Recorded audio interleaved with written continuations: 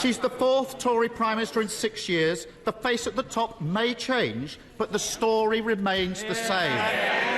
The Prime Minister claims to be breaking orthodoxy, but the reality is she's reheating George Osborne's failed corporation tax plans, protecting oil and gas profits and forcing working people to pay the bill. She's the fourth Tory Prime Minister in 6 years. The face at the top may change, but the story remains the same. Liz, in your past, you've been both a Liberal Democrat and a Remainer. I was just wondering which one you regretted most. Does Liz Truss make it more or less likely that you'll keep your seat? Well, I think the jury's out on that one. I think that probably a lot of people in my seat would have liked to have seen Rishi Sunak elected. But actually what they want is a Conservative government that governs competently, that governs for the people and recognises some of the crisis at the moment. President Macron, friend or foe? The jury's out. But if I become Prime Minister, I will judge him on deeds, not words. Quelle que soit la personne qui est considérée le leadership à venir en Grande-Bretagne, je ne m'interroge pas une seule seconde. Le Royaume-Uni est ami de la France.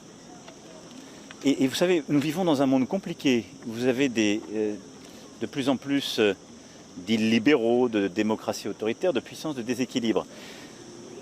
Si on n'est pas capable, entre Français et Britanniques, de dire si on est ami ou ennemi,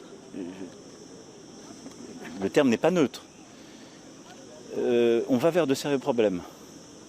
Donc oui, à coup sûr, je le dis, le peuple britannique, la nation qu'est le Royaume-Uni est une nation amie, forte et alliée, quels que soient ses dirigeants.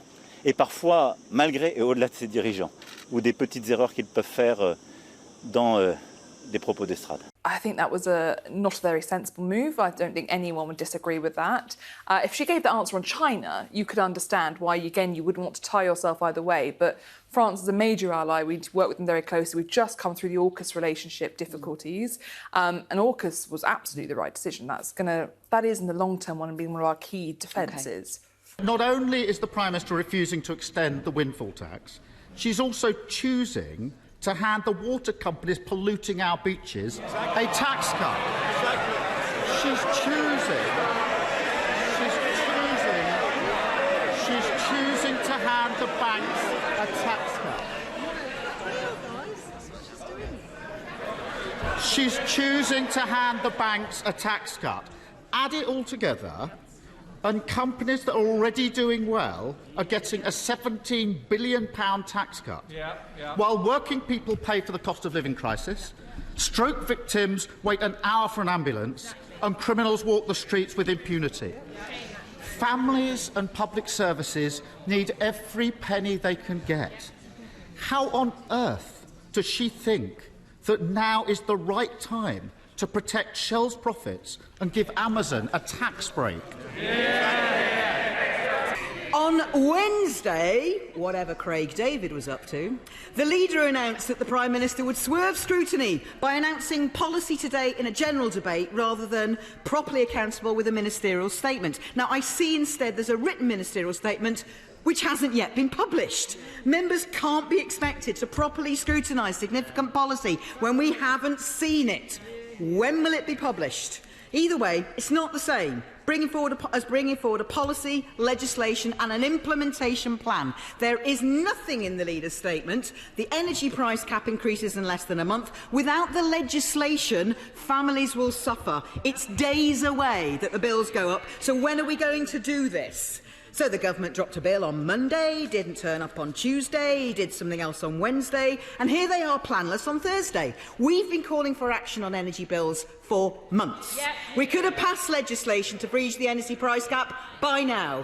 Throughout her leadership campaign, the Prime Minister consistently says she's against windfall taxes. What is it about former Shell employee, the new Prime Minister, that means she is so determined to protect the £170 billion of excess profits of oil and gas? She must choose which side she's on. I am announcing our intention to introduce legislation in the coming weeks to make changes in the protocol. Our preference remains a negotiated solution with the EU.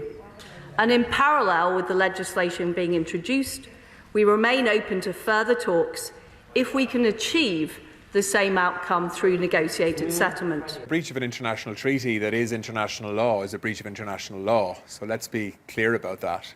And what is being proposed here is deeply unhelpful.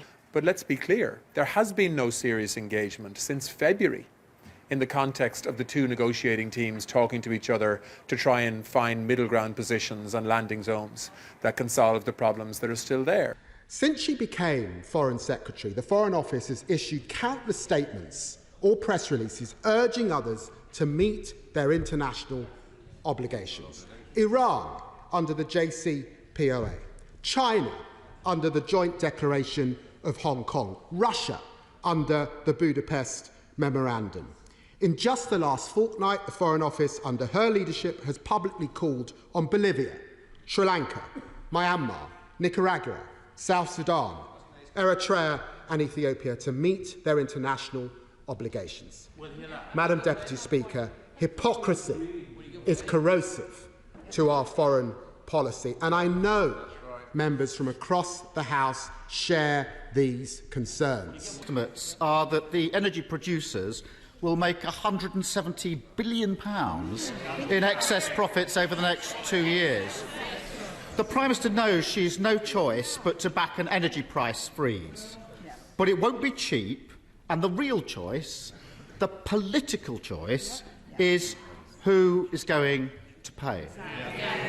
Is she really telling us that she's going to leave these vast excess profits on the table and make working people foot the bill for decades to come? Inflation is the enemy that makes everybody poorer. It erodes your savings. It erodes your living standards. It means that those of you that have mortgages will see your interest rates go up higher and higher. So I don't think the responsible thing to do right now is launch into some unfunded spree of borrowing and more debt. That will just make inflation worse. It will make the problem longer.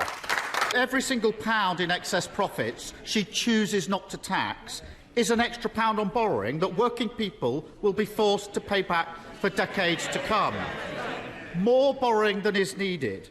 That's the true cost of her choice to protect oil and gas profits, isn't it?